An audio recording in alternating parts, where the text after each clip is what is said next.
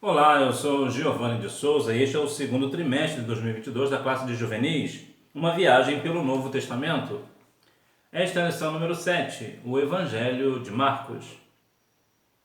E começou a ensinar-lhes que importava que o Filho do Homem padecesse muito, e que fosse rejeitado e que fosse morto, mas que depois de 3 dias ressuscitaria. Marcos capítulo 8, versículo 31. Sim, Jesus morreu, mas ao terceiro dia ele ressuscitou e vive para todo sempre. A visão do autor. Assim fica evidenciado que apenas receber um milagre do Senhor aqui na vida terrena não é o mais importante. Precisamos nos tornar também as suas testemunhas quanto à salvação eterna. Muitas pessoas são extremamente materialistas. Há grupos, por exemplo, que seguiam a Cristo somente para receber os milagres, ou ver os milagres acontecerem. Entretanto, não adianta, não importa somente receber o milagre. Um bom exemplo disso, por exemplo, está no livro de Lucas, capítulo 17. A Bíblia menciona a respeito de 10 leprosos. 9 leprosos foram embora, mas somente um voltou para agradecer, para ser grato ao Senhor. Nota que os 9 que foram agraciados, é verdade, receberam o milagre, mas não receberam a salvação. Muitas das vezes as pessoas recebem o milagre, querem somente a bênção, mas não querem um abençoador, não querem dar glórias ao Senhor. Então nós devemos sim receber o milagre e continuar propagando o milagre, continuar propagando o Evangelho de Jesus. Já vista que muitas das vezes recebemos o milagre, mas nós não damos culto em ação de graça, por exemplo, nós não testificamos do milagre que o Senhor fez na nossa vida.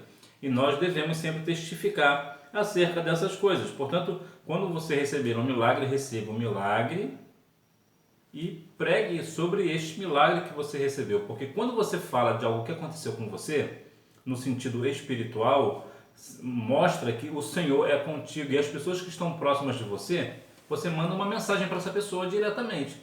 Por quê? Porque quando você fala, testifica e algo aconteceu na sua vida, o que a pessoa pensa? Se aconteceu com ele, pode acontecer comigo também. Então é importante que nós venhamos falar, até mesmo para testificar do amor do Senhor pelo milagre que Jesus fez em nossa vida. O público-alvo. Assim como o apóstolo Paulo escreveu uma de suas cartas destinadas aos romanos, o evangelista Marcos, segundo estudiosos, pode ter dirigido seu escrito originalmente a cristãos gentios que enfrentavam perseguição e sofrimento em Roma. Ou seja, Marcos escreveu para os romanos, né? Assim como o apóstolo Paulo. É muito interessante a questão da escrita, porque se você ler um texto e você tem que fazer interpretação do texto, por exemplo. Vários amigos seus vão fazer a interpretação de um texto completamente diferente do seu. Isso é a forma de escrita. Então você vai escrever um texto em cima de um outro texto, né? Você vai fazer uma interpretação. Ou no caso aqui de Marcos, quando você vê um acontecimento, você fala de uma determinada forma. Você escreve, relata aquilo de uma determinada forma.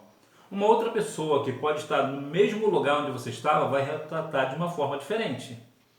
Porque é a forma de escrita, é a forma de que cada um tem de se identificar com alguma coisa.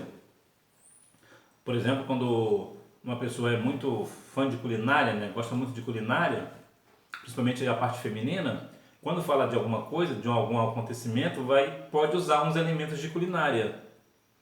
Por exemplo, hoje está quente que parece um forno. O forno é usado para a culinária. Então ela aplicou ali, o outro vai falar o quê? Hoje está quente como um maçarico. Por quê? Porque de repente é uma ferramenta de trabalho que trabalha em ferragem. Então veja que vai falar da mesma situação, do mesmo acontecimento, de formas completamente diferentes. Isto é a importância da escrita. No caso, vai levar aí para um público-alvo, né? Um público específico. E na escrita, quanto mais específico você for, mais público você terá. Características do livro. O evangelista não apresenta nem a genealogia, nem a anunciação, nem o nascimento e nem a infância do mestre. Parte logo para a fase adulta de Jesus. com ele iniciando seu ministério público após ser batizado por João Batista no Rio Jordão. Veja que interessante que Marcos vai falar diretamente da fase adulta, mas uma questão de um público-alvo. Ele vai falar quando Jesus adulto, vai falar do seu ministério, né, do ministério em si, né, vai falar dos acontecimentos, das parábolas, dos ensinos, da forma com que Jesus fazia, os milagres, os acontecimentos, tudo que envolve Jesus na sua fase adulta, né, na sua fase de homem adulto. Então veja que aqui não vai falar da sua infância ou da adolescência, vai direto para a fase adulta. E isso é importante porque vai trazer para nós amadurecimento, não que Jesus precisasse ficar maduro, isso ou aquilo, porque ele, desde novo ele já pregava a palavra.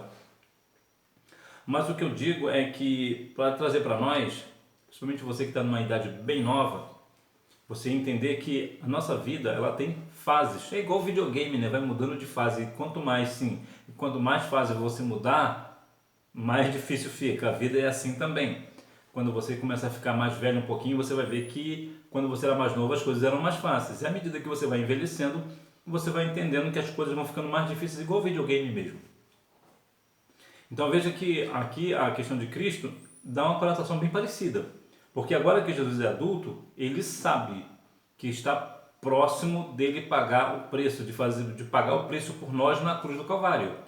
Então isso vai trazer, num sentido humano, é claro, mais uma vez, Jesus não precisava desse negócio porque ele já estava preparado para todas as questões, mas só para a gente ter um entendimento para nós, é que teve ali um amadurecimento, uma caminhada de Jesus até a cruz.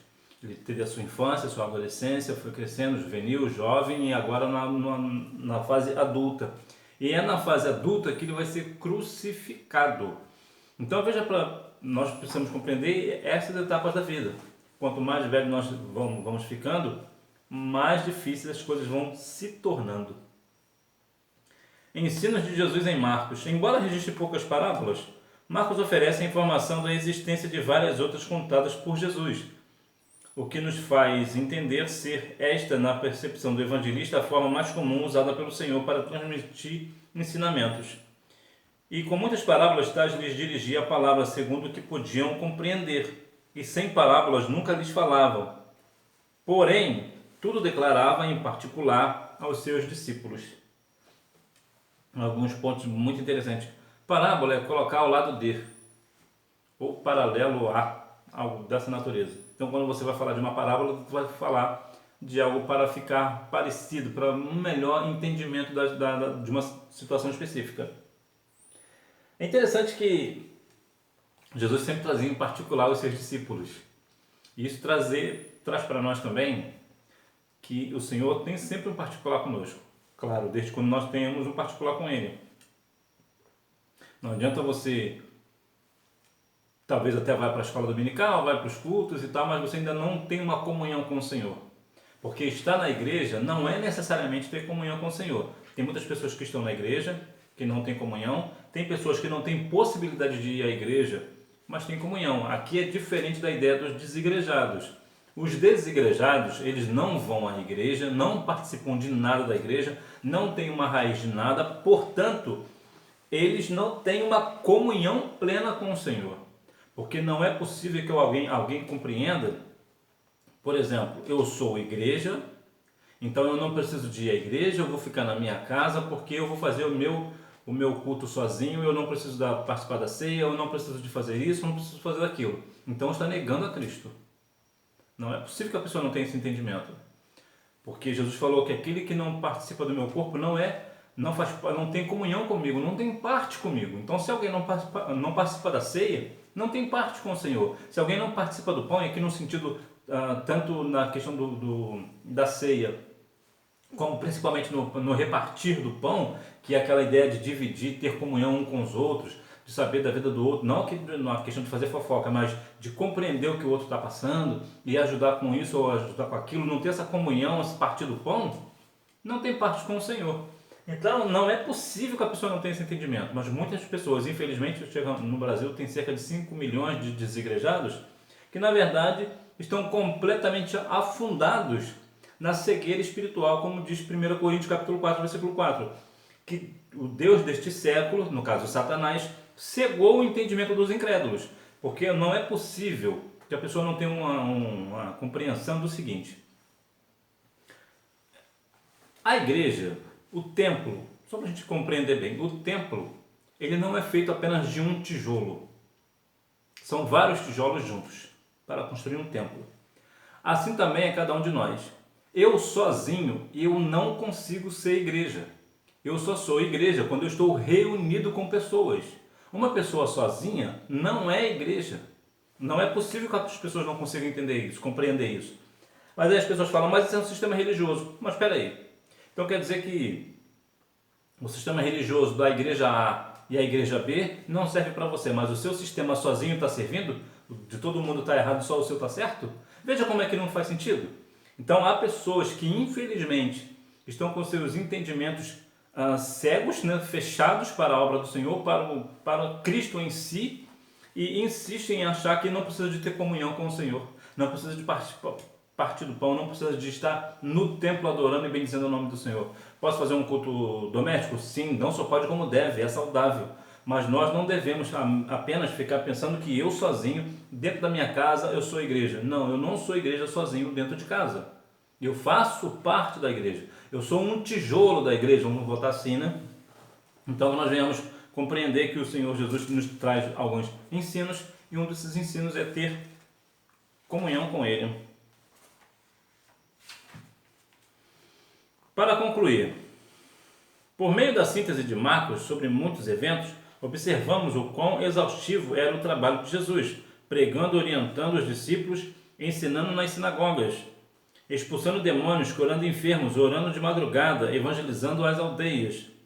E quando se retirava para alguma pausa ou descanso necessário, muitas vezes não era possível pois logo uma multidão o cercava.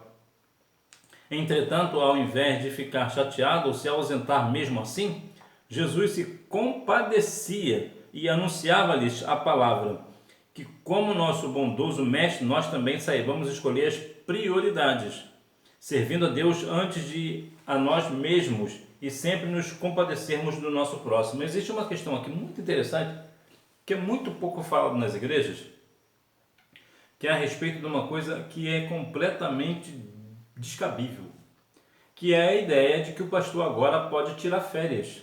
Nem Jesus tirou férias e o pastor agora quer tirar férias.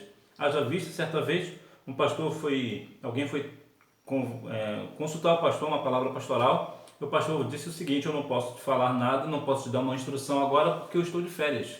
Agora, até que ponto que nós chegamos? Agora o pastor tem direito agora de tirar férias. Eu não consigo compreender esse negócio. Esse negócio não é da parte do Senhor. Jesus não tirou férias, por que o pastor pode tirar? O pastor por acaso é maior do que Jesus? Não dá, né? Hora da revisão. Número 1, de Barnabé e do apóstolo Paulo. Número 2, os cristãos gentios de Roma. Número 3, que eles pregavam e ensinavam a palavra. Número 4, a cura de surdo e gago em Decápolis e do cego de Betsaida. Número 5, como o evangelho do ministério de Jesus, pois se detém muito a contar os feitos do Senhor, seus milagres, maravilhas e prodígios. Então que nós venhamos a cada dia estarmos na presença santa do Senhor, conhecendo assim o evangelho de Jesus segundo escreveu Marcos. Mais uma vez eu vou falar sobre isso daqui. Semana eu estive num evento, numa cantata na verdade, e eu não lembro de alguma vez ter ido numa cantata. Eu gostei muito da cantata, mas uma coisa em especial me chamou muita atenção. Foi na hora que o pastor, na hora de pregar, uma coisa simples, mas me chamou muita atenção. Ele leu no livro de São Marcos. São Marcos? São Marcos? Não, é apenas Marcos. Não existe a ideia de São Marcos, São Mateus, São Paulo, São Tiago. Não existe isso. Nós conhecemos apenas Mateus, Marcos, Lucas, João. Não existe São João. São João é do povo lá praticam lá a festa caipira, né? Quadrilha, essas coisas. Para nós não. Para nós é somente João. E por que é diferente?